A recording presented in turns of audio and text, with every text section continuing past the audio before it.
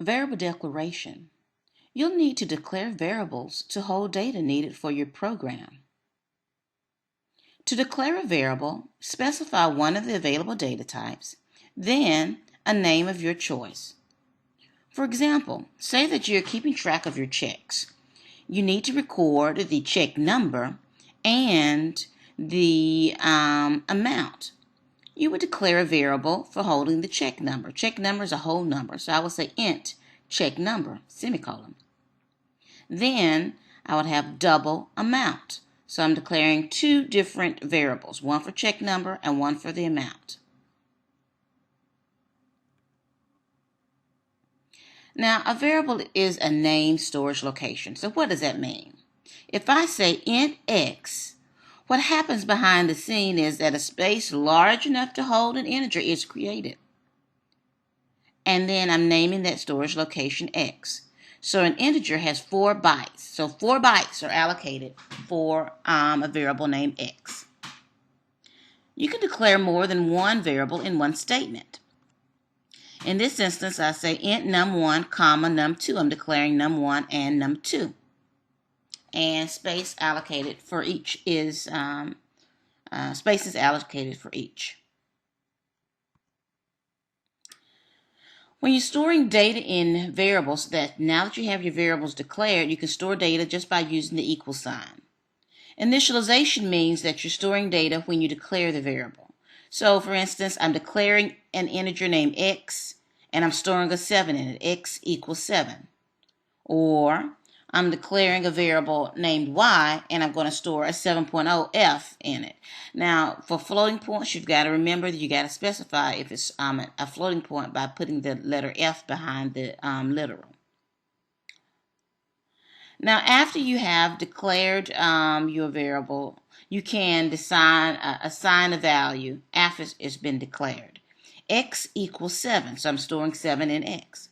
Or I can say 5 plus 4 times 3 plus 1. It'll calculate the result of that and then store that in x. So 5 plus 4 times 3 plus 1. You got to do the multiplication first. 4 times 3 is 12. Then 5 plus 12 is 17 plus 1 is 18. So 18 would be stored in x. Then you can say x equals num1 plus num2. So I can take what's already in variables num1 and num2 and store that in x. Or if I want to raise a number to a power, I've got to use math.pow. Math is a class, and it has a special function named pow that I can have 3 squared. And then the percent sign is a modulus. It means remainder. What's left over after dividing 7 by 4? 3. So 3 would get stored in x on that one. When you make up your identifiers, you must use letters, digits, underscore, or the dollar sign. Now, really don't use the dollar sign. That's hidden behind the scenes. So basically, use letters, digits, and the underscore symbol. It cannot be a keyword. So if you have your variable, you can't have a keyword as your identifier. And the first character cannot be a digit. So invalid identifiers are a count number because it has a space in it. Char, because it's a reserved word. One test is invalid because the number is first. And miles dash per dash gallon is invalid because the dash is not a valid symbol to use. Valid identifiers are a count number where they get rid of the space and put those two words together. The word letter is not a reserved word, so you can use that. Test 1. And miles per gallon. Get rid of those dashes. A standard practice for creating identifiers is that you must make it descriptive. No spaces, and use camel case when combining words into one variable names.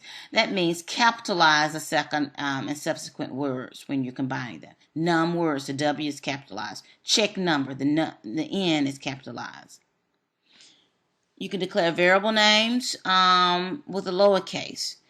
When you're naming your classes, you use a capital letter when you're creating your class names. Here's a sample program. In this program, I have int value. I'm declaring a value. I'm going to do an assignment statement, value equals 5. Then I'm going to print out the value is, and then I print out the value of value. So what is the variable? Value is the variable. And what do I mean by literal? Literal is the value that's written in your program. So the 5 is the literal.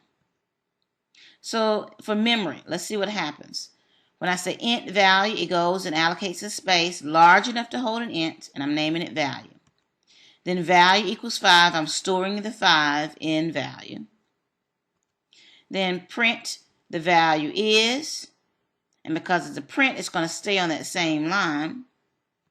And then print value. I'm actually displaying what is in the memory cell named value. To display the contents of a variable, do not place the quotation marks around the variable name.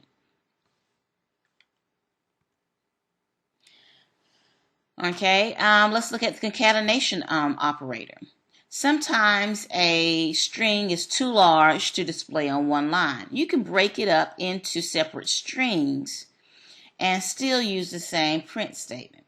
In this example, int value equals 5. The value is one string, and then I need to break it to go to the next line, plus of the memory cell is the next string. So I'm adding two separate strings, so the plus sign there is a concatenation operator to append. And then system.println is plus value. So it's going to display the is, and then you're going to append to that string the value in the memory cell value. So it says the value of the memory cell, that's the output of the first system.print statement, is 5. And that's what's displayed from the second print statement.